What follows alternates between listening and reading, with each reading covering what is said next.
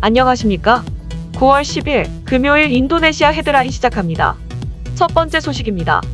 인도네시아 코로나19 확진자가 총 414만 7,365명으로 늘어났으며 이 중 사망 13만 7,782명, 완치 387만 6,760명으로 집계되어 3.3%의 치사율을 보이고 있습니다. 인도네시아의 코로나19 1일 확진자 수는 5,000명대 수준에서 큰 폭으로 증감을 반복하고 있습니다. 인도네시아 보건당국은 인도네시아의 코로나 뮤변이 바이러스가 유입되지 않도록 감시를 강화하기로 하였습니다. 특히 뮤변이체는 코로나19 백신에 강한 내성을 가지고 있어 백신 접종을 완료한 사람들도 감염되는 사례가 발생하고 있습니다. 인도네시아는 델타 변이로 인한 코로나 급증을 경험하였기에 뮤변이체가 들어오지 못하도록 항공과 항만 터미널의 감시를 강화하였습니다. 특별히 뮤변이가 유행하고 있는 나라들에 대해서 감시를 강화하는데 콜롬비아, 일본, 인도, 홍콩, 에콰도르 등의 나라가 여기에 해당합니다. 뮤변이가 유행하는 국가들을 여행한 이력이 있는 모든 인도네시아 국민 그리고 외국인들은 코로나 바이러스 양성 반응 시 바로 유전체 염기서열 분석을 진행하기로 하였고 지금까지 여기에 속하는 약 7,000명의 코로나 양성 반응자들에게 염기서열 분석을 진행하였습니다. 한편 현재까지 뮤변이 바이러스는 46개국에서 발견되었지만 아직까지 인도네시아에서는 발견되지 않았습니다. 인도네시아 코로나 2차 대유행은 7월 15일에 최고조를 달하였고 매일 신규 확진자 수가 7만 명이 넘었지만 현재는 5,000명대 수준으로 최고조 때와 비교하면 86.9% 감소하였습니다. 이에 따라 레드존 구역도 빠르게 줄어들고 있습니다. 인도네시아는 현재 전국을 327개 지역으로 나누어서 관리하고 있으며 9월 6일 기준 5개 지역만이 레드존으로 지정되었습니다. 이는 한 달 전 201개의 레드존에 비해 크게 줄어들었으며 급증했던 코로나가 빠르게 진정되고 있습니다. 아직까지 레드존으로 지정된 지역은 중부 술라웨시의 1개 지역, 파푸아의 1개 지역 그리고 아체주의 3개 지역입니다. 인도네시아 정부가 코로나19를 엔데믹으로 취급하는 것이 가능할 것이란 낙관론을 내놓았습니다. 지난 8일 인도네시아 보건부 등에 따르면 코로나19 태스크포스 대변인은 인도네시아의 코로나 상황이 통제됨에 따라 팬데믹이 엔데믹으로 전환할 수 있다고 낙관한다고 발표하였습니다. 팬데믹은 세계보건기구가 정의한 감염병 단계 중 최상위 단계인 6단계로 세계적 유행을 뜻하고 에피데믹은 팬데믹의 전 단계 정도이며 코로나와 관련해서는 독감처럼 특정한 지역에서 주기적으로 유행하는 병을 뜻합니다. 대변인은 인도네시아 보건당국의 목표가 코로나 종식이 아니라 환자 수를 상당히 통제된 상태로 잘 유지하는 것이라고 설명했습니다. 이를 위해 지방정부는 각 지역 상황을 독립적으로 파악하고 통제권을 강화해야 하며 공중보건의 장기적 발전을 위한 기반 마련, 예방접종 강화, 건강한 생활 습관을 위한 장기적 투자 등을 방법으로 꼽았습니다. 이어 엔데믹은 상황이 잘 통제되는 것이지 바이러스가 완전히 사라졌음을 의미하지는 않는다고 거듭 강조했습니다. 인도네시아 보건부는 백신 종류에 따른 백신 2차 접종 시기를 발표하였습니다. 얀센을 제외한 코로나19 백신 접종은 2회를 해야 하며 각 백신별 항체가 생성되는 최적의 접종 주기가 있습니다.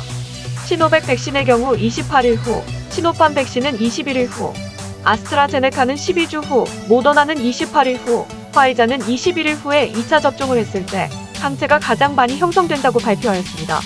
만약 2차 접종 시기를 놓친 경우는 가능한 빠르게 접종을 하는 것이 좋으며 1차 접종 후 코로나19에 확진되고 회복되었다면 회복 3개월 후에 2차 접종을 할 수 있다고 하였습니다. 다음 소식입니다. 에너지광물부는 공공전기 자동차 충전소 확충을 위해 기반시설을 마련하는 사업체에 인센티브와 라이센스를 제공하기로 하였습니다. 정부는 각 전기 자동차 충전소에 1kW당 714루피아의 전기를 제공해줄 예정이며 판매가액은 최대 1kW당 2,467루피아로 마진폭이 상당히 높습니다. 특히 전력공사와 협력하여 고압전기 설치비, 기본료 등을 2년까지 면제할 예정입니다. 또한 에너지광물부 장관 규정에 따라 전기충전소 등록을 매우 간편하게 할 예정이며 토지 소유자와의 전기충전소 건설에 대한 협조문서만 증빙하면 등록을 허가할 예정입니다. 에너지광물부 국장은 2021년까지 572개의 충전소를, 2030년까지 31만 개의 충전소를 확충할 계획이라고 전했습니다. 전기차를 소유한 개인에 대해서도 인센티브를 제공하기로 하였습니다. 전기차 소유주가 각 가정에서 충전을 하고자 할 때 전기 승합에 따른 특별 설치비를 보조받게 됩니다. 또한 밤 10시부터 새벽 5시까지 7시간 동안 전기료 30%를 할인받게 될 예정입니다. 참고로 2021년 8월 기준으로 인도네시아에는 1,478대의 전기자동차, 188대의 3륜 전기자동차, 그리고 7,526대의 전기 오토바이가 등록되어 있습니다. 다음 소식입니다. 국가재난관리청은 2021년 9월 5일까지 인도네시아에 총 1,829건의 자연재해가 발생했다고 발표하였습니다. 이 중 홍수가 750건으로 가장 많았으며 2억 기상이변, 산사태, 산림화재 순으로 많았습니다. 그 외에도 해일 21건, 지진 23건, 가뭄 5건이 발생하였습니다. 자연재해를 가장 많이 겪은 지역은 서부자바로 464건, 이어서 동부자바가 191건, 중부자바가 183건, 아체가 146건, 리아우가 70건입니다. 이러한 자연재해로 인해 588만 2,843명의 이재민이 발생했으며 510명의 사망자, 70명의 실종자, 그리고 12,883명의 부상자가 발생했습니다. 인명피해뿐만 아니라 재산피해 규모도 큰데요. 총 12만 9,649채의 주택이 파손되었으며 1,386개의 학교시설, 1,234개의 종교시설, 352개의 공공의료시설이 파손되었습니다. 한편 자연재해로 인한 피해 건수는 해마다 증가하고 있는데 이는 탄소 배출 증가에 따른 기후변화가 가장 큰 원인으로 꼽히고 있으며 공공시설 노후화도 그 뒤를 이었습니다. 다음 소식입니다. 인터넷 보안 전문 기업은 인도네시아가 디지털 활동이 증가함에 따라 사이버 공격도 같이 증가하고 있다고 밝혔습니다. 최신 조사에 따르면 인도네시아 기업의 81%는 향후 1년 안에 고객 데이터를 유출할 가능성이 높게 나타났습니다. 특히 1년에 2번 실시하는 사이버 위험 지수에서 인도네시아는 0.12 수준의 매우 낮은 점수를 받았습니다. 참고로 해당 보안 등급의 점수는 최저 -10에서 최고 10점입니다. 사이버 위험 지수는 두 가지 영역을 중심으로 평가되는데 첫 번째는 자신이 사이버 공격을 당하고 있다는 것을 감지하는 능력이며 두 번째는 공격이 들어왔을 때 방어하는 능력입니다. 인도네시아는 작년 0.26에서 0.12로 오히려 더 떨어졌는데 보안 수준이 더 낮아졌다기보다는 사이버 공격 시도가 증가하였기 때문입니다. 하지만 지금과 같은 보안 수준을 유지할 경우 데이터 유출은 점점 많아질 전망입니다.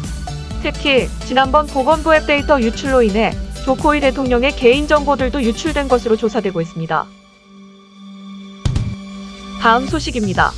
온실 및 스마트팜 전문기업 그린플러스가 혁신기술 개발 사업을 통해 인도네시아로 진출하였습니다. 그린플러스는 보고르 농업대학과 인도네시아 내 한국형 스마트팜 진출을 위한 업무 협약을 체결하였습니다. 보고르 농업대학은 인도네시아의 농업 분야 최고의 대학으로 그린플러스는 협약을 통해 동남아시아 지역의 스마트팜 수출을 본격화할 예정입니다. 업무 협약은 그린플러스가 독자 개발한 고온다수평 스마트 온실 패키지 모델 개발 연구과제를 기반으로 진행되었습니다.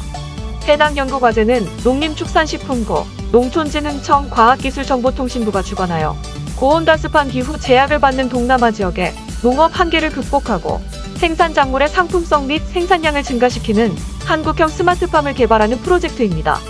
그린플러스는 동남아 지역의 기후와 토양 등에 적합한 스마트팜을 설계하여 수출형 모델을 개발하고 있습니다. 동남아 지역의 높은 자외선 농도를 고려한 피복 자재 및 차광 스크린 선정을 통한 자재 내구성 확보, 실증 온실 기준으로 냉방부와 시뮬레이션, 경제성 및 편의성을 고려한 냉방 시스템 등을 선정, 구축, 실증하여 수출을 시작할 계획입니다. 다음 소식입니다. 관행강 냉장고를 제작하는 아토즈 글로벌이 인도네시아 홈쇼핑 기업 스마일홈 쇼핑과 업무 협약을 체결하였습니다. 스마일홈 쇼핑은 인도네시아 수라바야, 수마트라 등 주요 도시에 지점을 두고 있는 홈쇼핑 기업으로 TV 광고 방송 외에도 온오프라인 채널을 통해 우수한 제품을 소개하고 있습니다. 아토즈 글로벌은 이번 MOU를 통해 관행강 냉장고를 인도네시아 전역에 판매할 계획입니다. 관행각은 0도의 빙점 이하에서도 물방울이 얼지 않고 액체 상태를 유지하는 것을 말합니다. 이 상태에서 외부의 충격이 발생하면 입자가 눈꽃 형태로 변하게 되는데 식당을 비롯한 다양한 업장에서 이를 활용할 수 있습니다. 특히 주류와 같이 차게 마셔야 하는 음료는 얼음 등이 필요 없이 영하점 이하의 온도에서 음료를 따르고 마실 수 있습니다. 또한 음료를 따르는 충격에 액체 상태의 음료가 고체화되는 신기한 현상도 고객에게 즐거움을 더할 것이라고 업체 측은 전했습니다.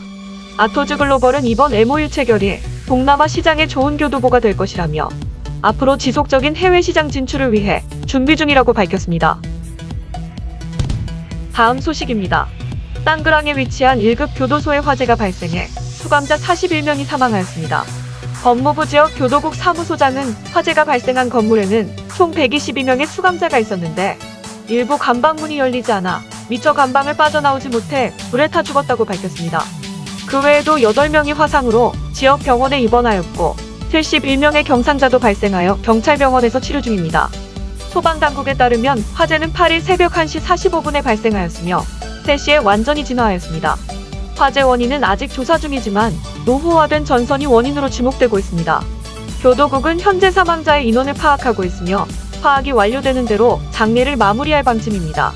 참고로 땅그랑 1급 교도소에는 총 1255명을 수감하도록 설계되었지만 현재 2072명이 수감되어 있으며 이번에 문제가 된 건물에서도 정원보다 많은 인원이 수감되어 있었던 것으로 보여집니다.